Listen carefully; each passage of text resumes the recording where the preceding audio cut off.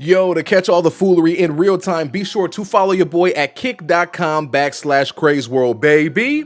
Link will be down in the description and in the comments.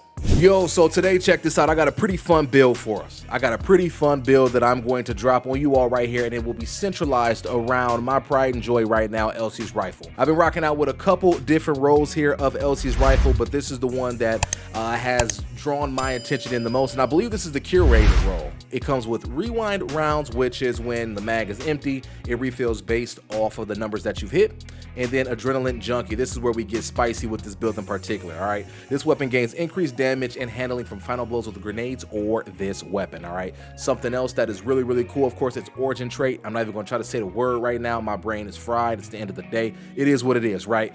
Anyways, final blows grant grenade energy when playing a light subclass or melee energy when playing a darkness subclass. And of course, we are rocking out a void build. We're rocking out with Void Walker, all right? So we're really specking into that and really focusing on getting that grenade back, getting that grenade out, hitting people with that grenade, hitting people with Elsie's rifle, rinse, repeat, rinse, repeat, rinse, repeat. That's the name of the game here, all right? So again, further specking into that, we pulled Verity's brow out of the vault. This is something I never see used in today's day and age, so I was like, why not? Could be fun to pull out, all right? Now, if you're unfamiliar with Verity's brow, weapon final blows with a damage type matching your subclass energy grants death throws, which provide a grenade damage bonus and grants you what? Grenade energy. We're getting that grenade back faster and faster, all right? When you have death throws and throw a grenade, nearby allies gain greatly increased grenade regen for a short period of time. So not only are you benefiting yourself, but you are also helping your compadres. I mean, come on now. We all love being a team player in some capacity, right? So again, it's nice as we start to build in to getting that grenade energy back, so we can go ahead and throw it out there. Just taking a look-see under the hood of our Void Walker class here, we're rocking an Axiom Bolt, just because I love the fact that they track. A lot of times the opposition will forget that they're getting tracked. They get into a firefight with you, then boom, they get hit, and then you just go ahead and get one burst. You get a couple crits, and of course, Elsie's rifle is hitting 41 per crit. Come on. Game over, game over, game over. So Axiom Bolt is something I'm vibing out with. Aspect Child of the Old Gods, you know, the more little nuances you have out in the field, the better. So I'm always rocking Child of the Old Gods. Feed the Void here. Go ahead and give me some Devour. Whenever you defeat a target with the Void ability, activates Devour, right? So you finish somebody with Pocket Singularity, boom, boom, boom. Let's go ahead and get that Devour going, all right? This is where we start to really get fun, and by all means, I want you to play around with fragments with this build. Feel free to mess around with some stuff. This is what I settled upon, and I'll give you my why on why I settled upon these things, okay? We have Echo of Expulsion, right? Void ability final blows cause a target to explode, right? We all love AoE damage, you know, so when I knock somebody out with the Pocket Singularity, volatile, explode, hey, win-win. I rock with it, right?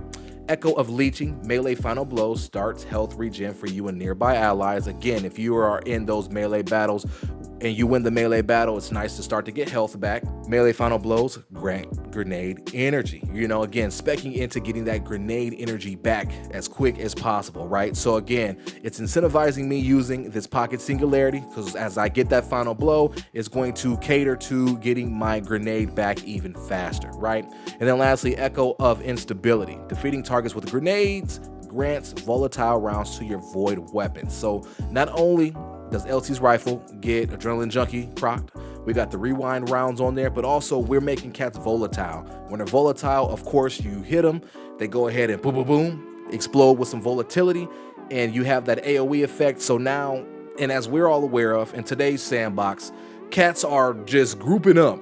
You never are fighting one-on-ones in sixes. You are not, it's just not happening. If you say you are, I'm gonna say you're lying, right? So this gives you the ultimate opportunity to create splash damage, and it gives you the utmost multi-kill potential, right? So let's say you make somebody volatile with the Axiom Bolt, right?